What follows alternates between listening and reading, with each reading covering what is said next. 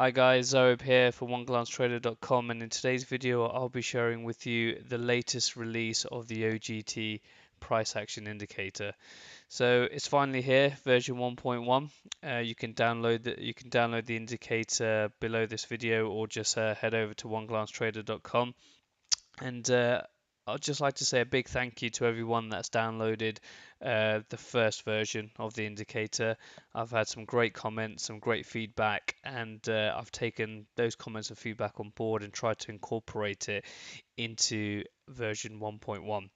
So the plan of this video and what I'd like to talk to you today is firstly go through the settings. So go through the settings of the indicator, what's changed, what's new from the previous version. Um, for those who have been watching my previous videos in terms of what new features there are, I'll be going through the two new patterns that I've included in this, and that's the engulfing pattern, or the big shadow, as some of you may know it. And also I've added the doji in there, so a neutral signal. I'll be going through kind of the entry rules, the exit rules, also the rules that are used to kind of form the actual bars themselves, and go through the settings with you and see how you can customize it to tailor your own needs. So the first thing I'm going to do is go through the indicator settings at a high level, so you can kind of see what it looks like now. So first thing you'll notice, it looks slightly different to what we had previously. So the first version, for those who don't know, just had the pin bar. So the pin bar is exactly the same as the previous version. It just moved around in terms of where it looks like in terms of the settings. So actually, what I'm going to do actually is, before I go into the inputs, there's actually one new feature inside the About section here. So what I've included here is a link to my website, oneglancetrader.com, so you can always check to see if you've got the most up-to-date version. So if you stumble across this version of the indicator in 6 months time, I would like to imagine we're a lot higher than version 1.1 in 6 months time. You can always just click the link just to make sure you've got the latest version, because the latest version will always be on my website. So just always check, depending on when you're watching this video, or how when you've actually come across my channel, so to speak. Just always have a little look just to make sure you've got the latest version there. So going back to the inputs, the first thing that I've done, I've kind of created a global settings. So one big change from the previous version is I've removed the time frame. It wasn't really working. I've had key feedback that it wasn't working. So the patterns and the signals that are created from this indicator are just on the current time frame you're looking at. So you can go to the various other higher time frames and lower time frames, and the patterns will be there, but the signals and the notifications will only show on the current time frame the chart is showing. So the alerts are the same. Again, you can decide to have them on or off, and then have it via sound, email, or push notification through your smartphone, or all three. The next section is patterns enabled. One thing that I wanted to do again, I wanted to create an all-in-one indicator. I didn't want to create 3-4 different indicators with 3-4 different price pattern charts on there. So what I've done is, you can now decide and choose which signals you want to show. Again, we've obviously got the pin bar, which is from the previous version, and we've got the two new ones, the engulfing pattern and the doji. So again, just true or false from that perspective if you want to see the signals. So then we go into the individual settings for each candlestick pattern.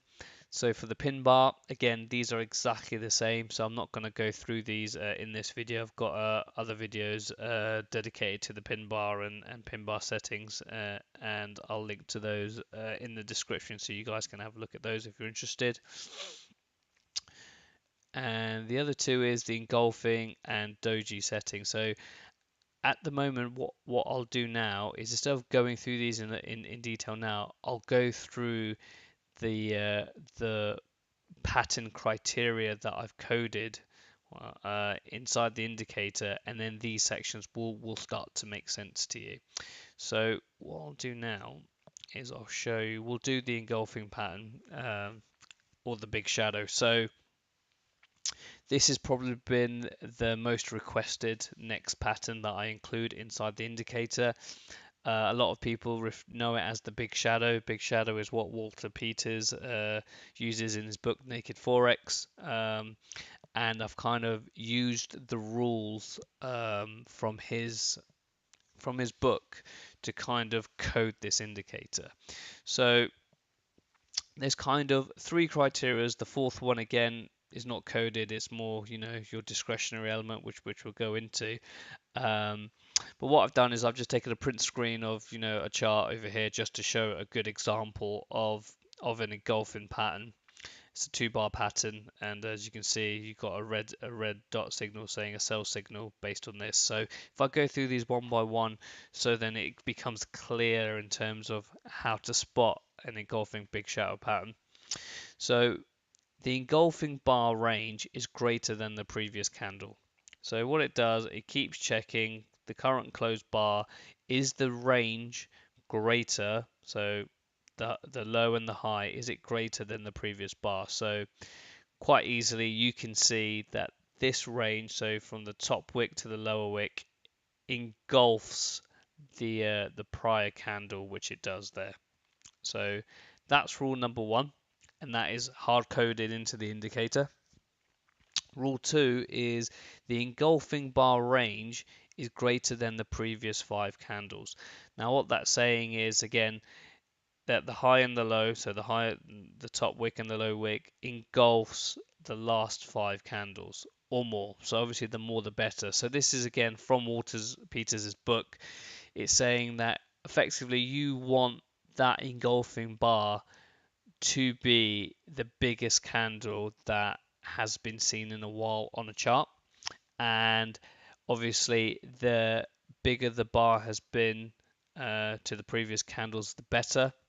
But 5 is the minimum recommendation. That's not to say that you can use 4, you can use 3, or not use any, or just use the 1.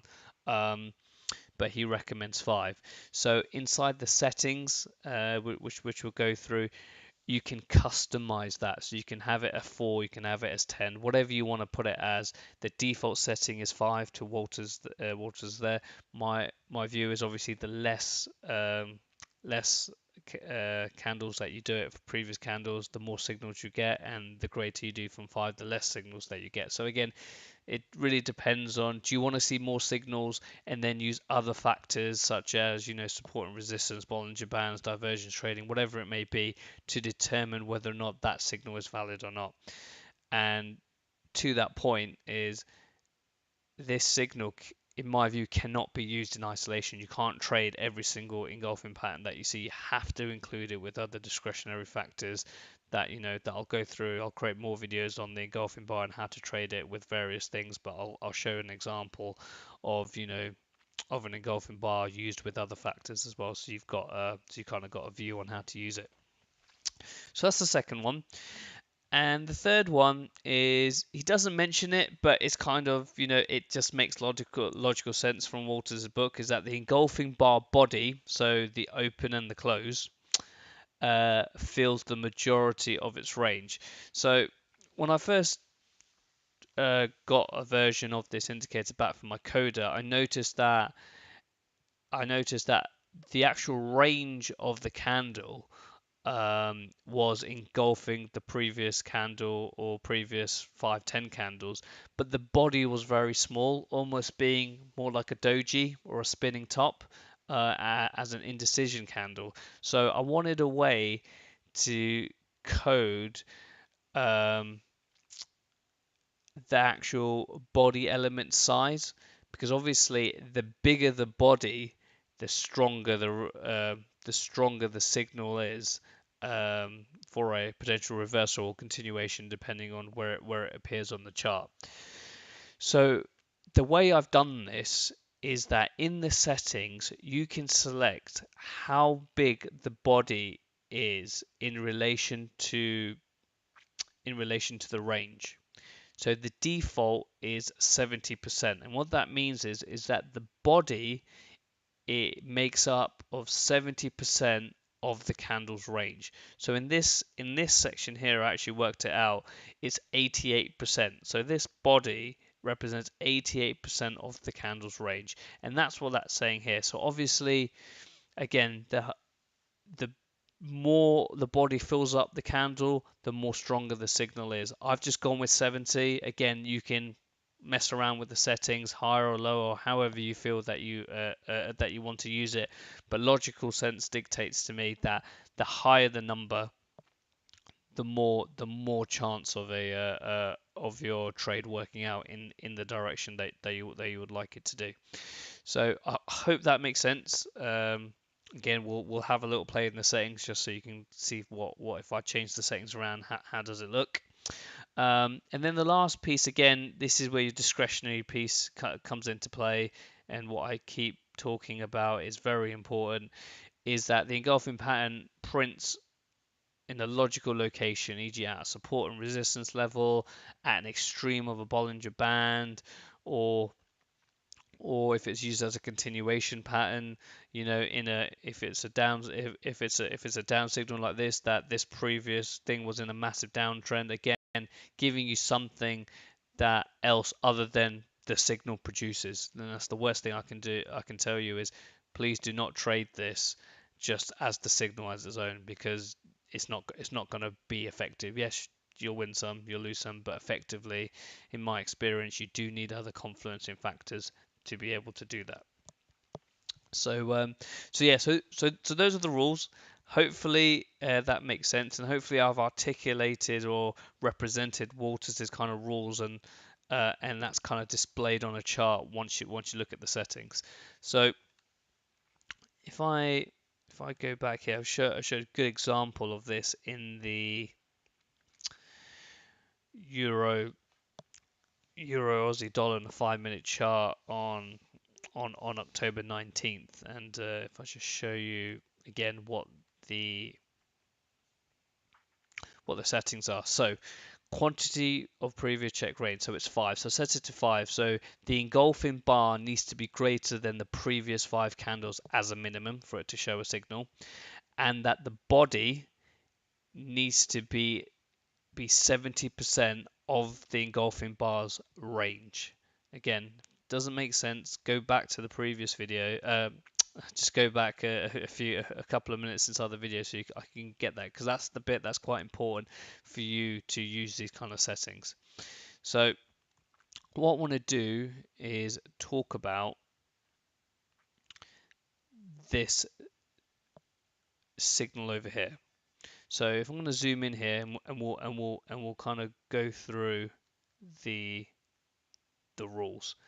So rule number 1 is that the range of the engulfing bar is greater than the previous candle. So the high is here, the low is here. As you can see, it engulfs this previous candle.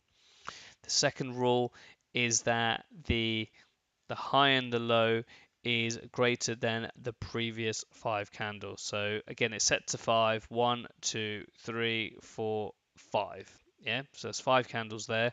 If I did, 7 candles, let's just try it. I've not actually tried it in that much detail, to be honest. If I do 7 candles, hopefully this works. It should not produce a signal.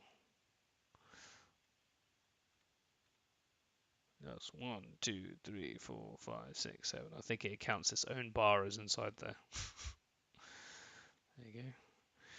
Version 1.2, there will be a change there. There you go. So yeah, so it goes and hits there that it is not greater than this particular candle there. So just to show that it does work, it does show you the right signals. Okay, cool. So if we zoom out slightly here, so yeah, so you can see now inside hindsight again that price was in a downtrend and then it reverses here. That's great. How would we know that that would actually be there? Would we just trade this on its own? I wouldn't trade it on its own, but I would take the trade based on 2 other factors outside of the engulfing pattern. So the first one is the Bollinger Band. So again, the Bollinger Band is measures standard deviation from a moving average. So this is the 20 period standard settings on MT4, two standard deviations away. Price has now touched or closed on the bottom Bollinger Band. But again, still for me, I've noticed that Bollinger Band touches are not that reliable as a reversal signal on its own. So what I like is some more confirmation from there. And for those who've watched my previous videos, you guys will know that I'm a big fan of divergence trading, and this is a classic situation of bullish divergence. So as you can see here, I've got the momentum indicator. Momentum indicator measures the rate of change from closing prices. Again, an oscillator. And you can see that if I use this one here, prices make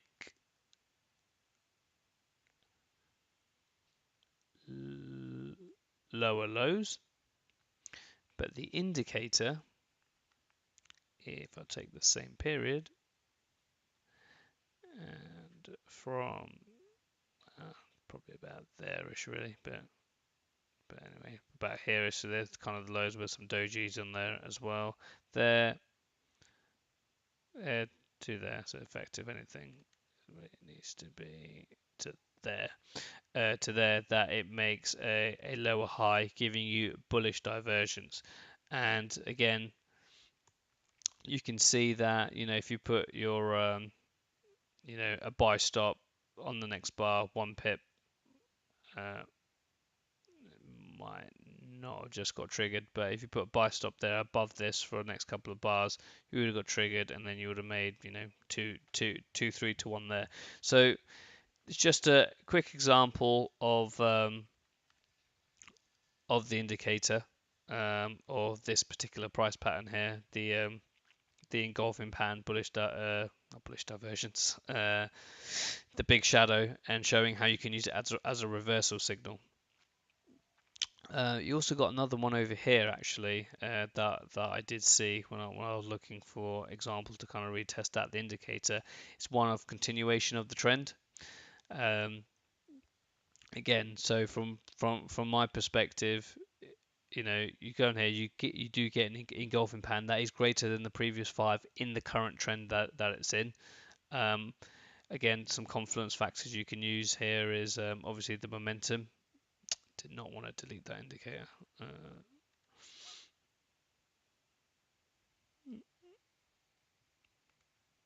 What do on there is add in, yeah. So what I want to do is add in the 101 ways to trade the momentum indicator. Is that if momentum is greater than 100, you buy. If it's less than 100, you sell. So in this particular example, you get a engulfing pattern in an uptrend above the 20-day period moving average. You can clearly see it is in a strong 10. You can clearly see it is above the 100 line with no real view of divergence. Price is still making higher highs here, and as you can see, price then goes in there, and then you would have got a pin bar. This wouldn't have formed on the indicator because the body of the pin bar doesn't form within the previous candle's range, but you could tell quite easily that potential is a sign that you want to be getting out of this trade. So yeah, so there's another example where you can use it as a continuation of the trend. So I hope that makes sense. I will be doing more videos in more detail around the engulfing pattern big shadow with more examples on how to use it and how to trade it. But again, this video is just giving you a quick overview of how it works and what the settings are. So the next feature I want to show is the doji. So for those who who don't know what a doji is, or have not come across it before, or not very familiar with it, I've kind of taken a screenshot from the baby pics education section talking around doji. So dojis effectively are a neutral signal, so they don't tell you that that you should buy here, you should sell here. It's to tell you that there is indecision in the market. There is no power, there's no power between buyers and sellers. We're in a neutral state. We don't know which way it's going to go. Normally, when you see quite a few dojis, it's telling you that price wants to go one way or the other, but it doesn't know yet. So it's an area to watch out that a move could potentially happen. So what does it look like? So again, we'll talk about spinning tops inside a second. Um, so dojis is effectively where the open and close are effectively the same or really close together. Yeah, so you can kind of see it there. They form in many open close could be in the middle, at the top, or the bottom, or it could just be the candle with no high or no high low wick. So effectively, where the open and close are quite close together, all the same, it is showing that there is no control in place from buyers and sellers. Now, so spinning tops again is included in this as a signal because the official terminology of a doji is where the open and close is the same. However, it is done where the open and close are quite close together. Now, I wanted to include spinning tops in there as a separate one, but it was getting a bit too complicated, so I just added it in as a doji, to be honest. And I didn't want to just do where the open and close were exactly the same because you're not going to get many dojis, to be honest, doing that when I was testing the indicator. So what I've done is I've added a percentage scale between 0 and 5% of the difference between the open and the close. So if you set it to 0%, that means that the open and the close are exactly the same, which is what the official terminology of a doji is. The higher you put it, the more you get a spinning top. Spinning top.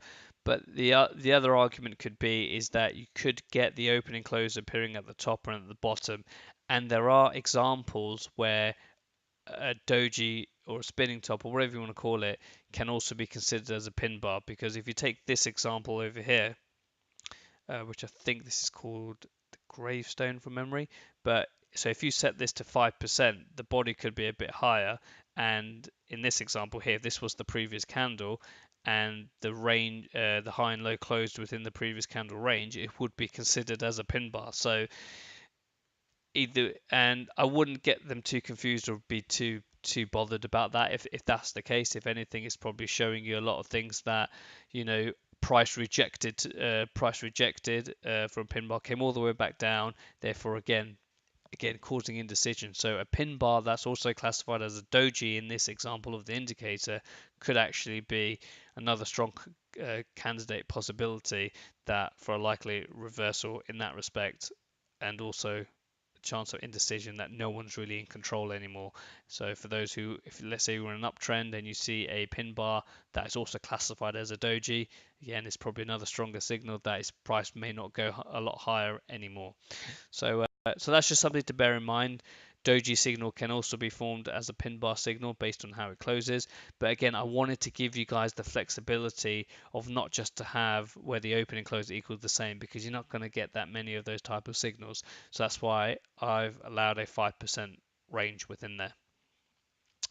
So just going through an example here. So if I show you the settings, again, there's only one setting. So 0, open and close will be the same. The higher you put it, max up to 5, gives you the flexibility of there being a bigger gap between them. So the way it's shown on the chart, it is shown with a blue dot. If I zoom in slightly, on the top and on the bottom of the candle. So you can see here, this one here, again, the open close quite close together in all of these, and they form at different areas of the actual the chart. So for example, you might be thinking about, why isn't this bar here classified as a doji? Because the body, because again I've set it to 5%, is that the body so we're looking for here, the opening close distance is greater than 5% of the whole length of this candle. That's what it's saying there. So that's why that one there isn't classified as a doji. So taking this example, hourly chart, GBP USD, and I just want to show you kind of, this example because it kind of gives you 3-4 different elements here that you can look at.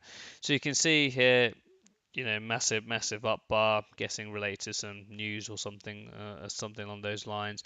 Let's go see a little doji there, but continues to go up, and then you start seeing another doji. So we see two dojis again from a bar perspective, still relatively close together, and it does. You could also argue, I don't know, is this a pin bar? Probably not. Let's find out if it is a pin bar actually. Uh, it's not because pin bar's already on, so it's not classified as a pin bar either. So again, that could be a potential indecision reversal. Price does start to go down, but I'm not saying that you should sell when you see a doji right at the top over here. All I'm saying is it's indecision. Again, this could be argued as a spinning top as well. Again, this is where discretion starts coming in. So you've got two candles here where no buyers or sellers are in control there, even though it's not classified as one because the body is greater than 5% of the range. So their price sells off.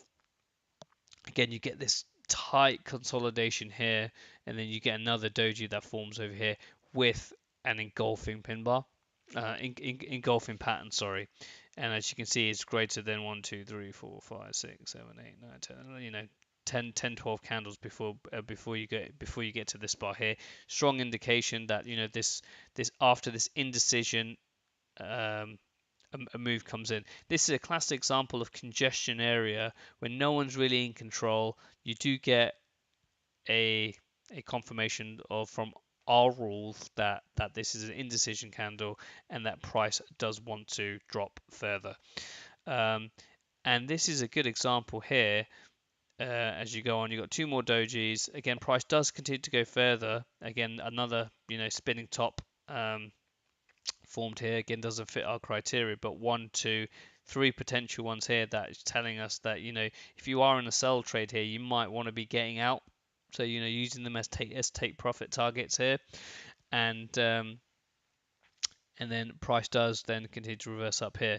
Then you've got another example here of what two consecutive doji bars. Now this is where I think it starts getting a bit more interesting. Is if it hits our rules and you're getting loads of them together, especially one after the other, it's showing that price is not sure whether or not it wants to continue further or not. And as you can see, price does start dropping. So again, they're not trading signals, they're just indecisions to use with your trading strategy. If you're trading something completely different and it's just you're in a trade, you don't know when to get in or when to get out, having this on there and you're seeing loads of dojis appearing, it may not be a bad move to then tighten your stop or even look to potentially taking some of your profit off the table. And that's the main reason why you would use it. I probably understand that this probably is not the most popular pattern on there, but again, I want to give everyone a wide range of patterns from that perspective. So as you can see, it shows inside areas of congestion. Again here, two ones here. Price is not sure where it's going to go, and then it starts to go and it starts to go down. And again, this is where it is. Again, here's an engulfing pattern here. Big strong one, greater than a lot of previous candles. The price doesn't go higher, it continues to fall down. That's what I'm saying, is every signal is not going to be a winning signal. So again, you've got to look at it in the greater context of trading, high time frame trading, all that good stuff, see where you are to then kind of get rid of the false signals, because this indicator will give you false signals. So just when you are right, just try ride ride it as much as you can to take as much pips out of it. So that's pretty much about it. Like I said, again, just like to thank you for all the feedback, comments. I'm quite privileged to look at what I'm building with your help. So again, please like, comment, subscribe. Again, the link to download the indicator will be at the bottom of this video, or just head over to oneglancetrader.com and sign up to make sure that you'll always get the latest version. And I will be keeping everyone that has signed up to the website up to date of all the latest releases as well. So thank you for watching, and I'll speak to you all soon. Thank you.